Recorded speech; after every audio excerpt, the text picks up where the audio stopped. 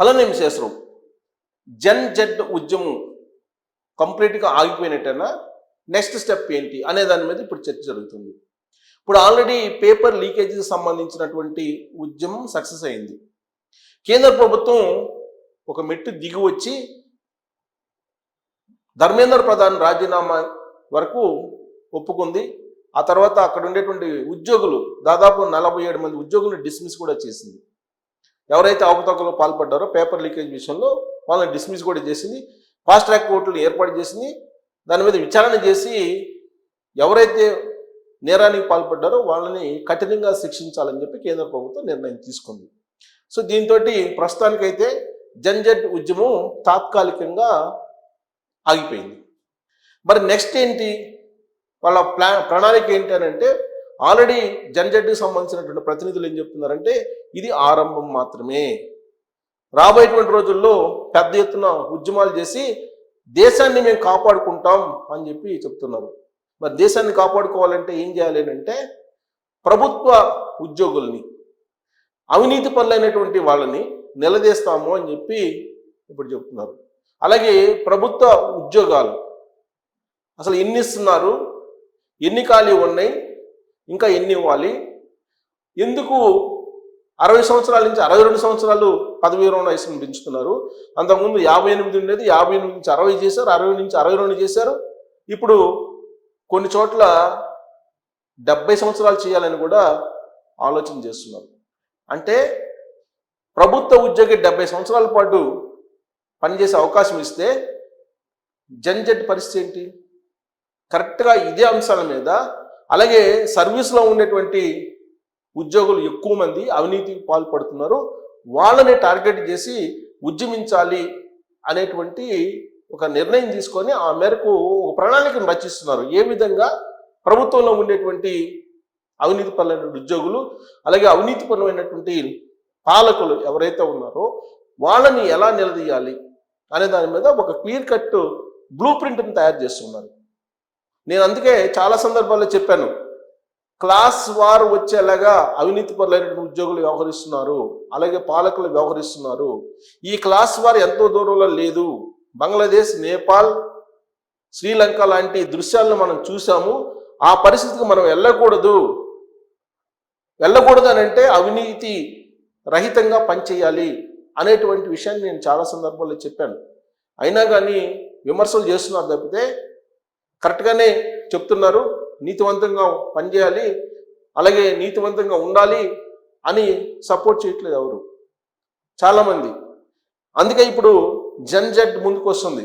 నేను గతంలో కూడా చెప్పా, జన్జెడ్ ఢిల్లీలో బయలుదేరింది, తెలుగు రాష్ట్రాలకు కూడా జన్జెడ్ వస్తుంది.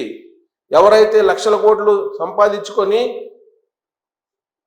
యువతను ఇప్పటి వరకు భావోద్వేగాలు రెచ్చగొట్టి ప్రాంతీయ విద్వేషాలు, మత విద్వేషాలు, కుల విద్వేషాలు రెచ్చగొట్టి రాజకీయాలు చేస్తూ పబ్బం గడుపుతున్నారో వాళ్ళందరినీ జన్జెడ్ గమనిస్తుంది. జన్జెడ్ అనేది భావోద్వేగాలకు మాత్రమే లొంగిపోదు, ఆలోచిస్తుంది అనేటువంటి విషయాన్ని ఢిల్లీ ఉద్యమం ద్వారా తెలిపింది జన్జెడ్. సో కాబట్టి జన్జెడ్ని తక్కువ అంచనా వేయడానికి లేదు. ఏ రోజు అది ఫ్లేవర్ అవుతుందో, ఏ రోజు ఎవరి మీద పడుతుందో ఊహించడం కష్టం.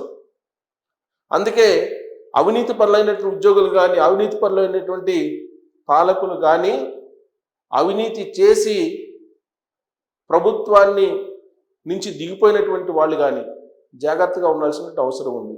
ఎందుకంటే తెలుగు రాష్ట్రాల్లో ఇప్పటి వరకు జన్జెడ్ యాక్టివ్గా లేదు. దక్షిణ భారతదేశంలో అంత యాక్టివ్గా లేదు. ఉత్తర భారతదేశంలోనే జన్జెడ్ యాక్టివ్గా ఉంది. ఉత్తర భారతదేశంలో యాక్టివ్గా ఉంది కాబట్టి ఢిల్లీలో దద్దరిల్లిపోయింది జన్జెడ్ ఉద్యమం. మరి అలాంటి ఉద్యమం తెలుగు రాష్ట్రాల్లో వచ్చే అవకాశం ఉందా, లేదా దక్షిణ భారతదేశంలో వచ్చే అవకాశం ఉందా అని అంటే పరోక్షంగా ఎన్నికల రూపంలో మనం తమిళనాడులో చూసాం.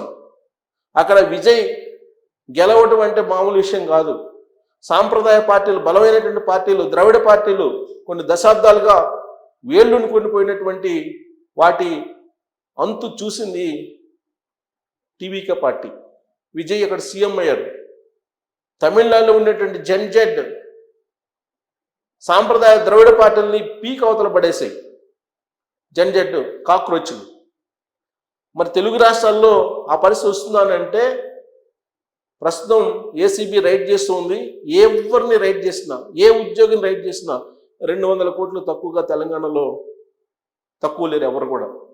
రీసెంట్గా ముత్యం వెంకటరమణ అనే అతన్ని ఇంటి మీద రైడ్ చేస్తే 200 కోట్లు పైగా బయటపడ్డాయి. అతను ఎలక్ట్రిసిటీ డిపార్ట్మెంట్లో పనిచేస్తూనే సమాంతరంగా వ్యాపారాలు చేస్తూ కొన్ని కోట్లకు అధిపతి అయ్యాడు. కరప్షన్కి పాల్పడ్డాడు. అక్కడ కరప్షన్ చేస్తూ ఆ కరప్షన్ని బిజినెస్లో పెట్టి ఆయన 3 పూలు 6 కాయల్లాగా ఆయన జీవితాన్ని పండించాడు. ఆల్రెడీ ఏసీబీ దాదాపు 7 సంవత్సరాల క్రితం రైడ్ చేస్తే మారలేదు ఆయన. మళ్ళీ ఏసీబీ రైడ్ చేస్తే 200 కోట్లు బయటపడ్డాయి. ఇప్పుడు తెలంగాణలో ఉండేటువంటి అనకొండలు ఎక్కడెక్కడ ఉన్నాయని చెప్పి ఎదుగుతుంది ఏసీబీ. ఏసీబీ చాలా పర్ఫెక్ట్గా తెలంగాణలో పనిచేస్తుంది. అయినప్పటికీ కూడా అనకొండలు దొరకట్లేదు. అందుకే ఆ అనకొండలను పట్టేందుకు కేవలం ఉద్యోగులే కాదు, రాజకీయ నాయకులు కూడా కొంతమంది అవినీతికి పాల్పడి కోట్లకు అధిపతులు అయ్యారు.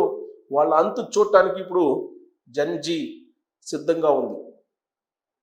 అలాగే ఆంధ్రప్రదేశ్లో కులాలు, మతాలు, ప్రాంతాలు రెచ్చగొట్టడం ద్వారా యువతని ఆలోచింప చేయకుండా ఓట్లు రాబట్టాలనుకునేటువంటి పార్టీలు ఏవైతే ఉన్నాయో ఆ పార్టీకి సంబంధించినటువంటి లీడర్లు ఎవరైతే ఉన్నారో వాళ్ళ అవినీతిని కడిగి వేయడానికి, వాళ్ళ అవినీతిని నిలదీయడానికి జన్జెడ్ సిద్ధమవుతుంది. కాబట్టి ఉద్యోగులు వాస్తవంగా రాష్ట్రం కానీ దేశం కానీ బాగుండాలంటే ఉద్యోగులే ఉండాలి సక్రమంగా.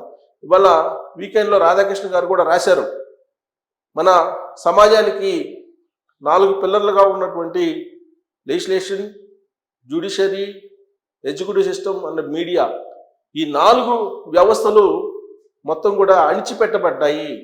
ఆ కారణం చేతనే జన్జెడ్ బయటకు వచ్చింది.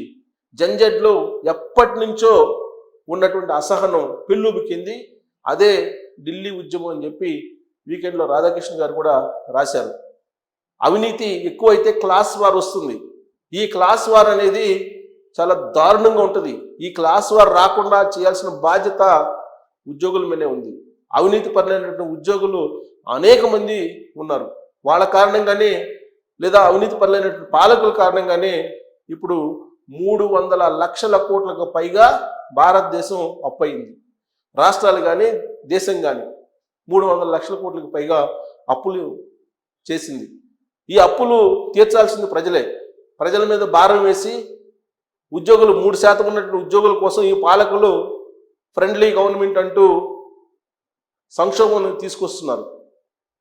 మళ్ళా 97% ఉన్నటువంటి పబ్లిక్ని కాదని చెప్పి ఉద్యోగుల యొక్క కోరికలు తీరుస్తున్నారు. అయినప్పటికీ వాళ్ళు నీతివంతంగా పని చేయట్లేదు. నీతివంతంగా పని చేయించాల్సినటువంటి బాధ్యత పాలకులకు ఉంది. వాళ్ళు కూడా ఆ నిర్ణయం తీసుకోలేకపోతున్నారు. కాబట్టి రాబోయేటువంటి రోజుల్లో ఉద్యోగుల్లో జన్జీ గుబులైతే మొదలైంది. ఈ జన్జీ ఈ అవినీతి పడినటువంటి ఉద్యోగుల మీద ఎలా పోరాడుతుంది, ఎప్పుడు పోరాడాలి, ఎక్కడ పోరాడాలి అనే దాని మీద కసరత్తు చేస్తూ ఉంది. దానికి సంబంధించిన బ్లూ ప్రింట్ రెడీ అవుతుంది. కాబట్టి రాబోయేటువంటి రోజుల్లో అవినీతి పరులు ఎక్కడికి తప్పించుకోలేరు. ఖచ్చితంగా జన్జెడ్ తిరగబడేటువంటి రోజులు ఎంతో దగ్గర లేవు అని చెప్పి జన్జెడ్ నెక్స్ట్ స్టెప్ అదే అని చెప్పి ఢిల్లీలో అభిజిత్ దీప్కే చెప్పారు. సో కాబట్టి నెక్స్ట్ టార్గెట్ ఎవరని అంటే అవినీతి పరులు. అవినీతి వ్యతిరేక పోరాటం రాబోతుంది. ఆ పోరాటం దక్షిణ భారతదేశంలో ఏ స్థాయిలో ఉండే అవకాశం ఉంది, అసలు దక్షిణ భారతదేశంలో ఆ తరహా ఉద్యమం వస్తుందా అనే దాని మీద మీరు కామెంట్ చేయొచ్చు. Thank you.